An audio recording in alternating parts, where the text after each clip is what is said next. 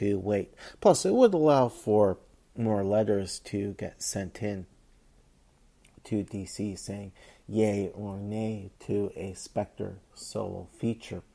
So, in issue number 64, we got the story, The Ghost of Ace Chance.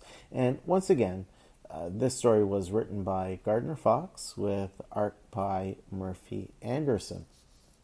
And we're introduced to Ace Chance, who's a bit of a homely looking fellow who thinks that he's the bee's knees. He's $10,000 in debt to a bookie, and he tries to win the money back at a casino and doesn't seem too worried when he doesn't earn the money back. Instead, he focuses on a beautiful young woman named Mona, who he plans to wine and dine. Well, unfortunately for Ace, a couple of gangsters who work for the bookie have been following him, and they actually drown him, and Jim Corrigan and the Spectre are too late to save Ace. Corrigan takes down the thugs while the Spectre tries entering Chance's body to revive the life spark, but unfortunately Ace's soul has drifted upwards. He becomes almost like a red-tinted specter in that he's wearing a full red bodysuit, but a red hooded cloak. And Ace realizes that he's dead, and he figures his time on Earth isn't up. He's still got a lot to do. So he comes across Jim Corrigan's body, and he realizes, oh, this man doesn't have a soul. Well, I'm going to take up residency in this man's body. And so that's what he does. And Ace proceeds to plan to wine and dine a beautiful Mona, going by the identity of Jim Corrigan. Now, the Spectre soon realizes what's happened, and he tries getting back into Corrigan's body, but Chase is in full control and refuses to allow the Spectre in to Corrigan's body. So there's another interlude where the Spectre goes onto the astral plane. It's a whole talk about the nature of good and evil and the energy produced by the forces of good and evil. But an important precedent is set in this third trial issue. It's explained that if a Spectre goes more than a day without re-entering Jim's body, he will become very weak.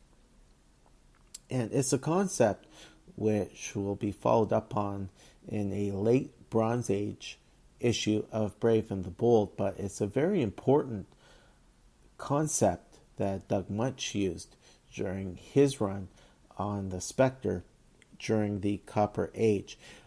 But here we see that if the Spectre surrounds himself or is in the vicinity of good people doing good things, he can take some of that positive, good spiritual energy, and that can help keep him afloat until he manages to get back to Corrigan.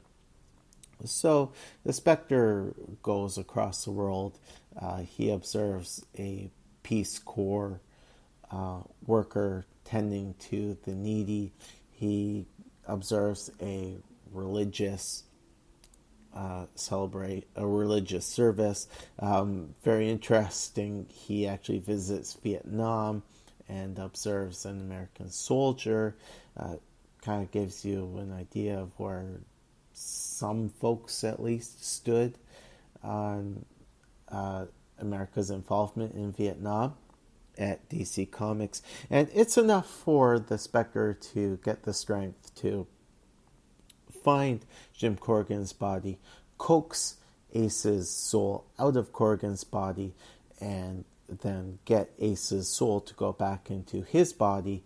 And presumably once Ace's soul is back in his body, he's forgotten his whole experience and he'll just go back to being a ne'er-do-well who gets himself and trouble here and there. But a really funny ending to the story. In the last panel, we see Corrigan and the Spectre back at Corrigan's apartment, and Jim has his hand on his chin, and he's saying, "Oh boy, Mona just called. She wants to see me again. She's probably going to expect me to propose to her. How do I tell her that I'm not really the man who she fell in love with?" And it's great because the Spectre is lounging on Corrigan's sofa and says, "Well, sorry, Jim, that's a problem that you're going to have to solve yourself." So a fun way to end this 3-issue tryout for the Spectre. In fact, Mona is a character who would be referred to at least once during the first volume of the Spectre. Really interesting reading the letters pages for issue number 64 of Showcase. You can see that there's a pretty clear divide amongst the fandom at the time as to whether the Spectre should get his own feature or not. Certainly nobody was against the Spectre coming back to the DCU. It was a debate over whether the Spectre was a character who could sustain his own title, given that he was so powerful. A lot of fans said, you're not going to get many compelling stories out of the Spectre because he can just defeat a common criminal with the snap of his fingers. You're going to have to keep on coming up with bigger things, topping yourself each time. In fact, one letter was sent in by a young man named Mike Friedrich, who said, yeah, the Spectre won't work as a character in his own book. And it's just kind of funny because Mr. Friedrich, in addition to writing other titles for DC, would become the writer on a couple of issues of Volume 1 of the Spectre. But a really nice job was done here in these 3 issues of Showcase by Fox and Anderson. They set down clearly the relationship between Jim Corrigan and the Spectre while still leaving an air of mystery to it, because Corrigan would refer to the Spectre as his astral body. The Spectre could sense danger being faced by his physical alter ego. One could say that the Spectre was Jim Corrigan's soul, dressed in green and white. I really like what one letter writer wrote. His name was Robert Klein, and in essence, just take a couple of lines from Mr. Klein's letter. He wrote, "Jim Corrigan is not the Spectre, and the Spectre is not Jim Corrigan, but they are connected in some way." And I think that really fits for pretty well all of Jim Corrigan's time as the Spectre. It's something which different artists and writers have had a fun time playing around with. Now, there have been some who have said that it's not clear in these 3 issues where the stories take place. My think is that these stories did, in fact, take place on Earth 2.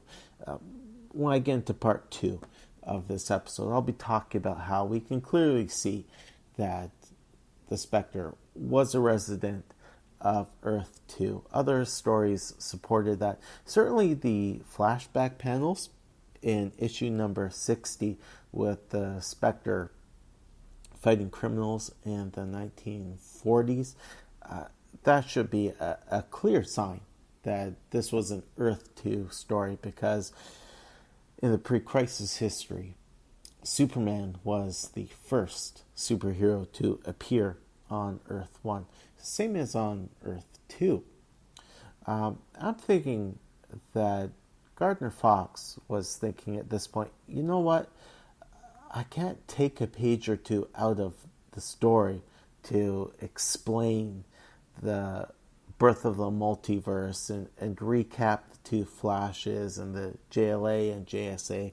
I've got limited time here, and I'm going to leave it to the fans to put two and two together. I'm going to figure out they're intelligent enough to say, oh, this is an Earth 2 story. That's what I'd like to think was going on. But despite the mixed opinion, at least based on the letters which were printed in Showcase, DC would go ahead and produce Volume 1 of the Spectre.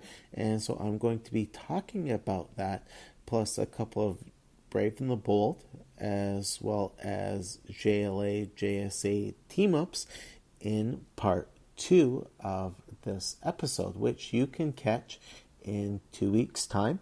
In the meantime, if you'd like to send me some feedback, you can email me at comicsandhistory@gmail.com, or you can head on over to the Facebook page for Comics and History.